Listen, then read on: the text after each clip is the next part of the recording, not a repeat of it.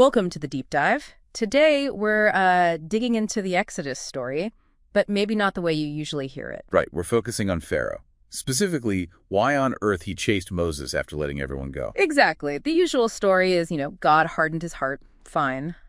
But strategically... It feels odd, doesn't it? You've just gotten rid of a massive, potentially problematic workforce. Why risk your best soldiers to drag them back? So the material we've been looking at suggests, well, maybe it wasn't about the people at all. The focus shifts to the Ark of the Covenant.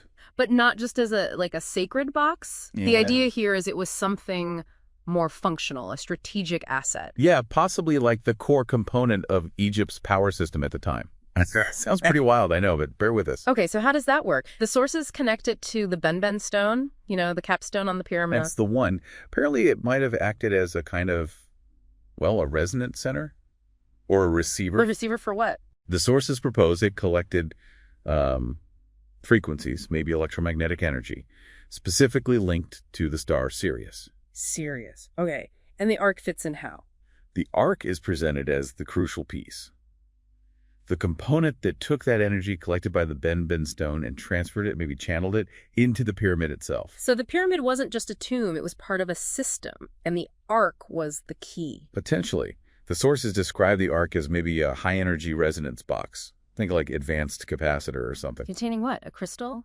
Plasma? Could be. Something capable of holding and discharging a lot of energy. Maybe even generating electromagnetic fields. Fields strong enough to affect the environment? Possibly.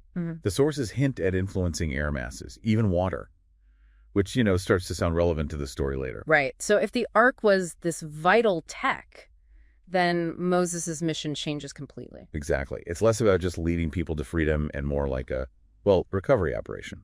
Or maybe an extraction. He wasn't just leaving. He was taking the power core. Taking the power core. And maybe Pharaoh didn't quite grasp its full importance, right away. So he lets him go, maybe thinking it's just about the labor force. But then things start to go wrong back home. The sources suggest the system collapsed because the Ark is gone. Key functions fail. Okay, now it makes sense. Suddenly, it's not about pride or slaves. It's damage control. It's get that thing back. It becomes a counter-operation. Retrieve the asset. That's why he sends the army. It's a strategic necessity. Which brings us to the Red Sea. How does this alternate view explain that? Well, if the Ark generates powerful energy fields, could it manipulate water on a massive scale? You mean like polarity, pushing water molecules apart? That's the kind of technological explanation the sources lean towards.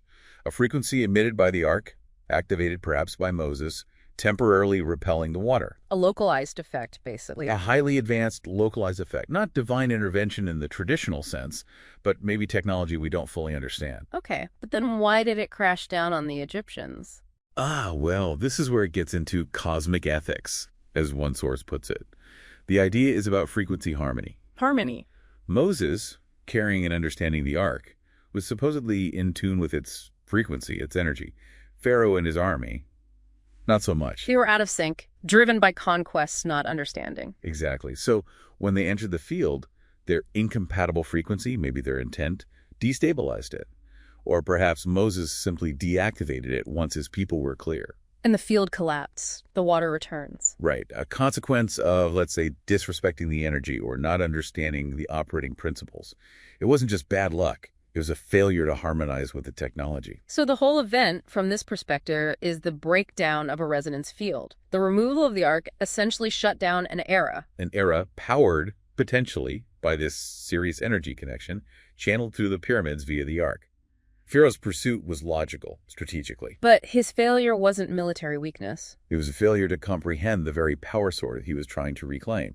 He didn't understand the rules of the game, so to speak. So the takeaway here isn't just about Exodus. It prompts you to think, doesn't it? Absolutely.